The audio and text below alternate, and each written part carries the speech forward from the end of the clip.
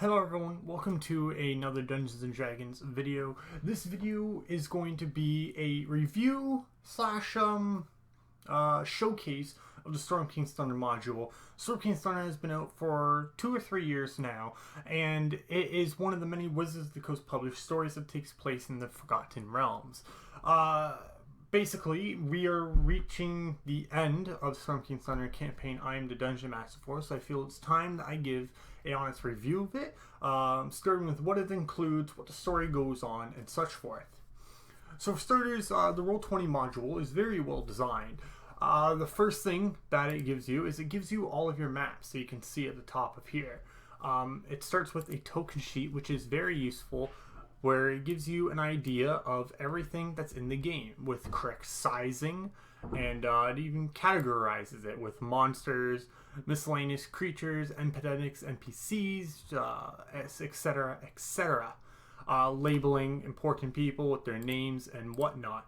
One cool thing is Roll20 offers the multi-side token function, so for people like Limerick who have multiple sides to them, you are able to change the token as well. Although I think there's only 2, maybe 3 who actually have multi-side tokens in here. But it's still a really cool feature about it. You can get a general idea of everything that's in the game creature-wise. So you could get really excited at being like, oh my god, a Dawn Titan, that looks badass. And it is pretty badass. I keep looking over here when I should be looking there. So that's the token sheet. Other maps it includes. Now, it doesn't have all the maps. It only has like some key places, and there's a few places that it should have that it doesn't.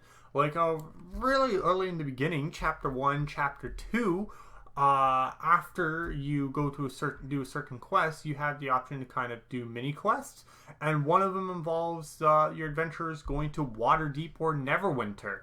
And you can look at it here. There's no Waterdeep map. There's no Neverwinter map. They did not include it, which I find is really strange. In my campaign, I actually had to go on Google and get a map for Neverwinter and use that. Oh yeah, I was doing some testing, so I made an extra page. But there's no actual Neverwinter map, which is really unfortunate because Neverwinter and Waterdeep are some of the most famous cities in the Forgotten World campaigns of this world. So that's one downside, is there may be cities that are on the map, which I will show right here in the north map, that you may not have maps for. Anywhere that has an encounter in the campaign does, but like for instance, there is a map for Golden Fields, but like we said, there's not a map for Waterdeep. There's not a map for Neverwinter. There's not a map for Silvery Moon over here. I'm going to change my color to a yellow. So unfortunately, it doesn't have everything. But I mean, considering this is a module, it's nothing out of the ordinary, because if you were to buy this with the physical book, you wouldn't have these maps. That's one thing that the module offers, is it gives you pre-made maps that have the tokens in place and the GM layer and everything. Dynamic lighting is already set up with those maps, so when you use them, you just have to turn on the button and click the token and activate it, and you're good to go. It even has some of the working traps, which is really cool, and you can of course set up your own, but it's really difficult. At least I find it is. So what else do they include in the Storm King's Thunder module? Well, they give you a lot. So you can ignore the test and players. Basically, the start here and down is what they give you. So, player handouts. These are handouts that players are able to get. It's like, do you want to show them what an air elemental is? You can bring this up. You can click show players and it'll show them a picture of an air elemental. You have this for all of the monsters. For some key people, like there's a friendly giant that you encounter. This is a picture of him. You have It gives you a note about rolling initiative for NPCs, kind of helping you set up macros. What else do they have in this specific section? It breaks it down into Storm King's Thunder. I find this little area a little bit weird. Giants, dragons. So that's a really neat thing. The NPC category, you have all of your creatures, which include named NPCs, non-named NPCs, the main storm giant leaders, the Kraken, Limrith, who's main protagonist, etc. You have your Epidendix, which is these three areas are quest-specific areas, so you have more storm giants that you can encounter. Brinchander, Golden Fields, and Tribor all have maps associated to them. Pretty sure Tribor does. Yeah, Tribor right there. Golden Field, Brinchander. That is where characters are in Chapter 2 with, and we will go over that. It even gives you a list of magical items. All of these magical items are in the Dungeons Master's guidebook, but you can have quick access to this.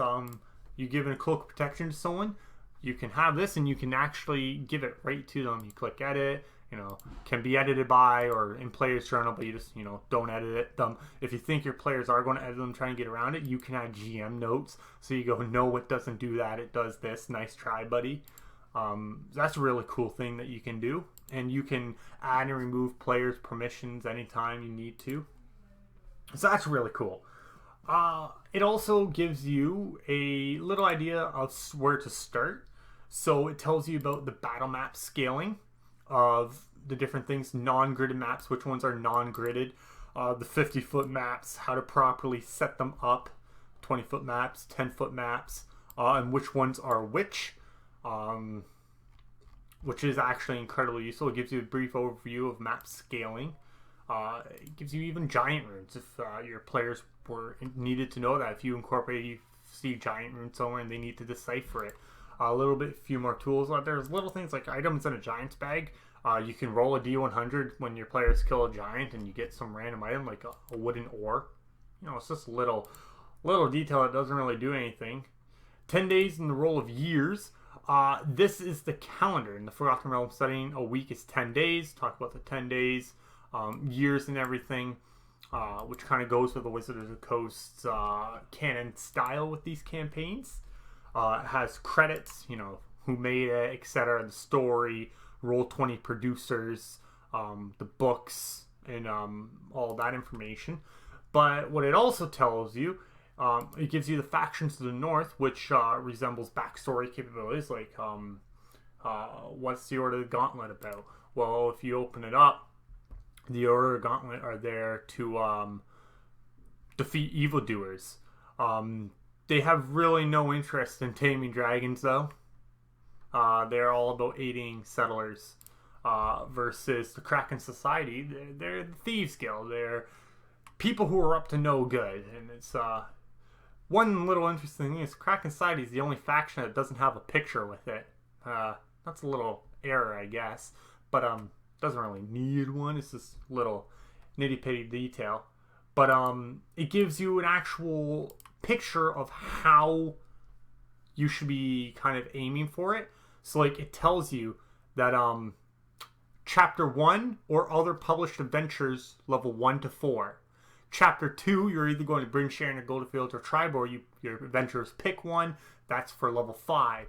And it keeps going down there so you know what level your player should be. Now if you want to start up higher levels, you would have to change this, of course, and thus change the difficulty of mobs. But that's when it comes to homebrewing these things, which is totally different. That will be discussed later on. So this is really awesome. It gives you can show this to the players, like what can you expect level wise. It gives you a brief introduction. This introduction is good for the players. It tells you about the module, the adventure background, about the land you're in, the Savage Frontier. It tells you about the ordering, which is the main thing that's going on. So Storm King's Thunder, the ordering of giants has broken. Basically, their king has gone missing. He's been kidnapped. There's distress among the giant societies. They've shattered their ordering. Now they're all fighting to become the rulers of giants. And it's affecting the mortal lives on Faron. And Limerith, a dragon's kind of like nitpicking her claws in there, getting her influence and trying to take control, seeing this opportunity. And that's the general theme of Storm King's Thunder. It also talks about previous adventures, where this is after the recent efforts of defeating Tiamat in the Horde of the Dragon Queen. So if your adventurers just came from that campaign, this is a perfect place to introduce them in, because it's after that, which is really awesome. It tells you about the main people, like King Hekaton and his daughters. More of the Storm Giants. It talks about Limerith, the Giant Lords, which is really awesome. This is just background information, where you, as a Dungeon Master, really decide, okay, what do the players actually know, and is this just from my knowledge, etc., etc. Lastly, it actually tells you what linked adventures are with this. So, adventures that are linked in with Storm King's Thunder is Lost Mines, Horde of the Dragon Queen, Princess of the Apocalypse, and Out of the Abyss. So these are all campaigns you can do before this one, or after this one, or with this one, which is really interesting. And it just gives you, like, if we click Horde of the Dragon Queen, it gives you a little bit of information about Horde of the Dragon Queen, which is really awesome. Like, this is one of my favorite parts, because this goes, okay, well, do I want to incorporate some of that? Did my players just get out of the abyss? Did they just deal with Demogorgon and they're still recovering? They come back and they're in Thoron and they're now dealing with the Ordning being shattered? Like, that's pretty intense right off the bat, which could be great storytelling. And then it goes into the chapters. So with the chapters, every single one gives you an introduction. The introduction is the Dungeon Master tool to tell you what the chapter contains, where it's taking place, the general guidelines for the players. It gives you dialogue to tell the players when they're getting to certain places, and it tells you about character advancements, when they should level up, rewards they get, etc., and where they should go next. It also gives you things like the maps, so like you can bring out the map of Nightstone, along with taking them to the map. Giving you more information, all the notes you need to run the campaign, as much as you need to, either word by word or just kind of generalized. It gives you map descriptions, watchtowers, west towers. It tells you dimensions of every place. For if the player wants to know, well, how big is the city? Does it have a church in it? Who's the church ruled by? All that information are in these notes. It also, if it has the actual map, a battle map, like the Dripping Caves is an area, it can give you more information on that if there's multiple levels of it. So everything that retains in the chapter will be explained here for you, including if there's more quests afterwards. So for example, in chapter 1, you get a quest from Morak, where it's the quest that actually gets your adventurers to go from Nightstone into the Dripping Caves in order to save the villagers who have been kidnapped by a bunch of goblins and ogres. As you go through, you have your chapter 2 quest, which is where it really amps up the difficulty. You're about level 4 or 5 at this point, and this is where they really introduce the giant threat to you. This is where I start not liking some aspects of it. I have both been a player and a Dungeon Master through Storm King's Thunder, and honestly, Bryn Shander is devastating. There's an area there where you have to fight 12-something Frost Giants. Frost Giants hurt at level 5. Like, oh boy.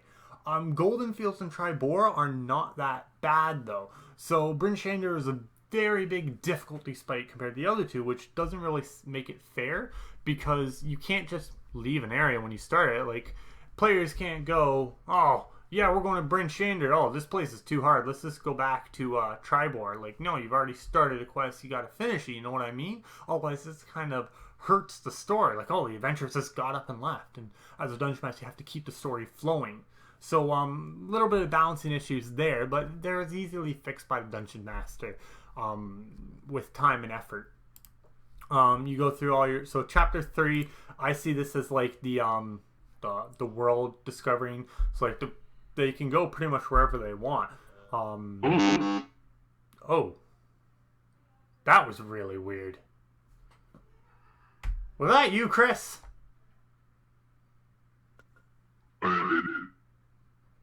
Chris, I'm recording. Come back later. Or move me to the AFK channel, because I didn't. Okay. I'm going to leave that in there. Hi, Chris. Anyways, you continue down. Honestly, my favorite chapters out of this are Chapter 4, The Chosen Path. This is where you get really deep into the giant lore, about the Ordering more.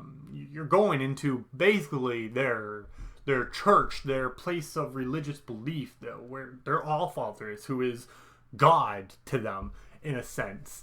Where you learn about the cult who took the king of the giants, and you learn more information with that. And you even, get the encounter with Limrith. You learn more about her. You don't fight her. You just simply get confronted by her. And it's really the first big story impact. Oh wow, this is serious. Chapter 4, I honestly like that. And then all the other ones, after that, you're basically going and you're defeating all the other giant societies. You're showing them who's boss, and you're making it clear, hey, no, the Ordering has to be restored. You're hurting not just us, but yourselves. And it ultimately ends with Chapter 12, where you're finally having that the conflict, the ending conflict with Limrith and restoring the Ordering. And that's all the things that are included with Storm King's Thunder. So now, my review of it. So, if you read this, you have to read this book, multiple times. Cover to cover, you have to read it to really understand doing through. I did this once, fresh with the module, and it crashed and burned, and I had to get more prepared. I had to spend a couple months learning about it to prepare for it.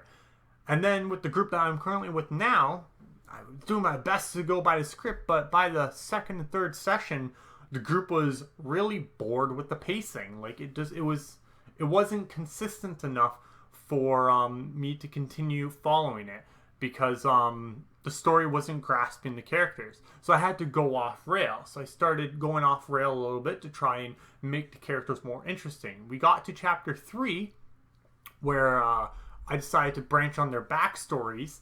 And they ended up having so much fun dealing with the backstories that they ended up creating their own chapters. And I actually didn't do, my adventures didn't go to the Eye of the Allfather in the campaign I'm presently in. They didn't go to the Iron Slag to defeat the fire giants. But instead they went off this huge rail where they actually ended up being unconscious for 5 years, come back to a cataclysmic world. One of them has the powers of the dragon after siding with Limrith, and they've convinced the giants to join forces and have created an alliance. And tomorrow, as recording this coming Sunday, they are being confronted with Limrith. And she's not even the final challenge. Now, what this means is, this may be a DM difference, but it seems that although it looks structured, although it looks really cool, it doesn't flow fast enough. And the only real way to make it flow faster is if you, as the dungeon master, force it to flow faster, which could be harmful. But as far as the content in it, it's a very good story. Learning about the Ordering, learning about the giant struggles, how not all giants agree with what's going on, and how they truly believe the Ordering can be restored, and how a lot of why the giants are acting the way they are is because Limrith is poking her claws into it. And then you have the side story where there's an actual kraken getting involved with this too and influencing, and there's actually a fight with a kraken, who is one of the most devastating creatures in Wizards of the Coast, along with the ancient dragons and bosses, really. And it's really well structured. It just doesn't flow as fast for some groups. Other groups, this is amazing if you're confident at running those word by word. But this is more of a template. You shouldn't pick up Storm King's Thunder and tell yourself that you have to follow it word by word by word, by event.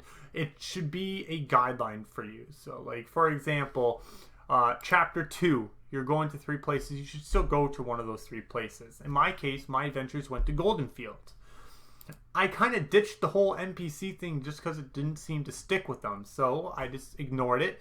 They didn't really ask questions about it, but I still kind of went on with the attack of how the hill giants showed up. I added this threat of crops were going missing, and they didn't really understand it, and it lent to one of the warlocks blighting the land and corrupting it. And then just kind of walking away, which spiced it up so much more, because it didn't only set the impact of the character, how it's this evil-natured character, I just blighted a field. It's not like it helps feed a majority of the areas around here, oh well, but it also showed the giant threat of, oh, the giants are here. I actually had them fight Guh, the leader of the hill giants, in Goldenfield, which completely eliminated one of the chapters, which also eliminated one of the zones they would go to.